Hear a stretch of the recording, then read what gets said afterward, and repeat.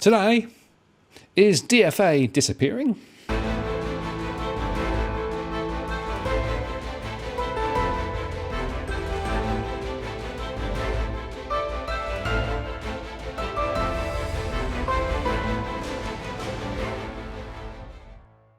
Hello again, it's Martin North from Digital Finance Analytics, welcome to the latest post covering finance and property news with a distinctively Australian and New Zealand flavour. And today I'm joined again by property expert Joe Wilkes. Hi Joe. Hi Martin, how you doing? I'm pretty good. How about yourself?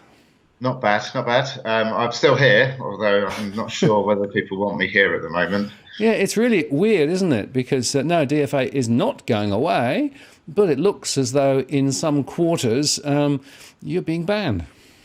Yeah, well, I'd be interested to find out what our commentators are seeing when they look at posts from New Zealand, because I've noticed over the last week and a half that when we put stuff up and make a post that is based around you and me talking, whether I put it on LinkedIn and also on the DFA side. On the DFA side, we don't seem to be getting adverts put up, which is unusual. I don't know whether they can break it down and block us off regionally.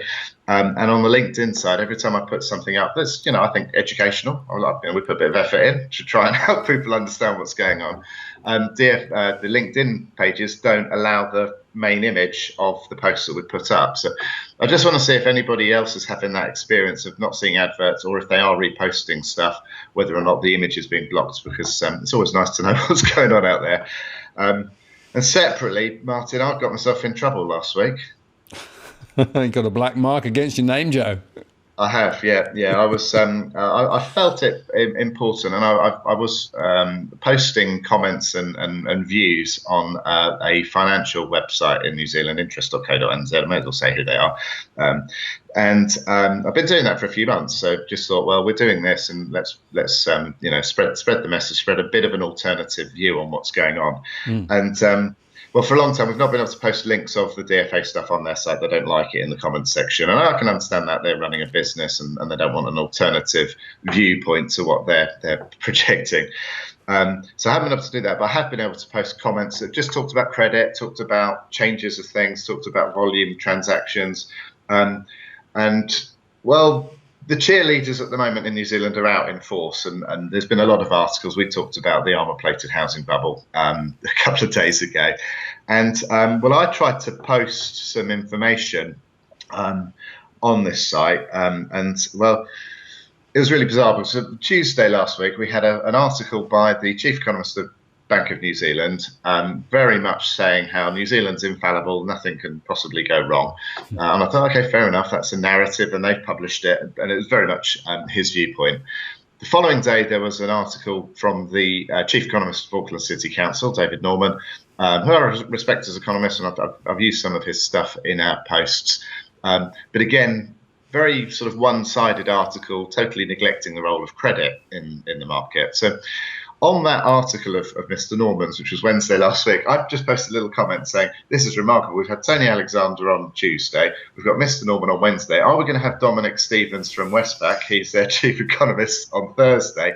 And will that be followed up by somebody from One Roof Friday? Bizarrely, I was absolutely correct, because on Thursday there was an article about Westpac calling for 0.75% cut to the cash rate, down to 0.75%. And Dominic Stevens was quoted in there saying that this will have a boost in house prices and things will rocket up next year by 7%. I made the mistake of gloating, unfortunately.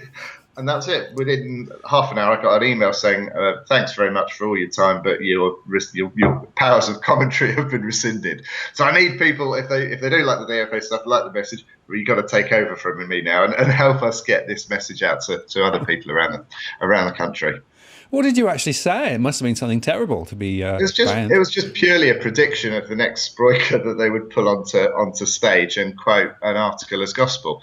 And these articles are so one-sided, and they don't put any emphasis on credit growth. There's still talk about building shortages and immigration and all of these very basic and simple things that, yes, I'm not saying they don't influence things, but they're not, in my view, they're not the biggest impact. So I just thought I'd challenge it and guess who the next Sproiker would be put up before the masses.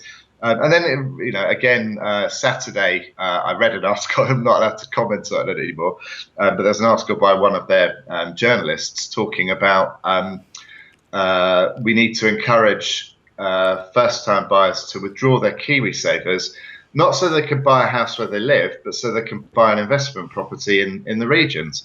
I thought, blimey, we've got a full set of absolutely ridiculous articles this week, all geared at targeting the young and growing the credit bubble. And I have question marks again about the this banking narrative, because once again last month, when you look at the volume of loans made to first-time buyers on the RBNZ reported data on new loans, the first-time buyers using just 17% of the new mortgage money written,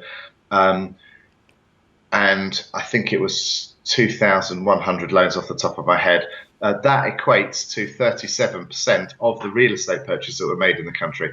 So it's not happening. The loans are being amalgamated, and this debt spread and sproiking is really getting out of control now. Well, we're seeing precisely the same here in Australia since the 2 rate cuts and since APRA dialed back their lending standards. And, if you pick up the newspapers over the last weekend, pretty much all of them have said, hey, great time to buy, the market's bottomed, all the property prices are booming.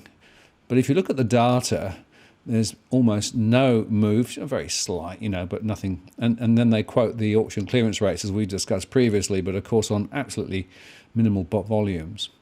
And I was talking to Tony LeContre last night, post I'll put up a bit later, and he said, look, this is the bull trap, right? This is precisely the time when people need to be really careful, because of course everyone's trying to talk the market up, and you want to be very, very careful now, because essentially the chances are there might be a little bit of an uptick, but the fundamentals are still driving it lower later. So effectively be really, really careful.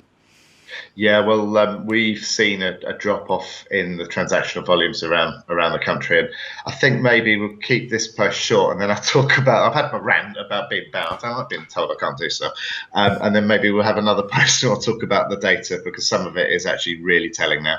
Okay, well, we'll pick up another post later, and we'll explore the data in more detail. Meanwhile, Joe, you haven't been banned on the DFA channel. Thank bloody God for that. Talk to you again soon. Cheers. Take care, Martin.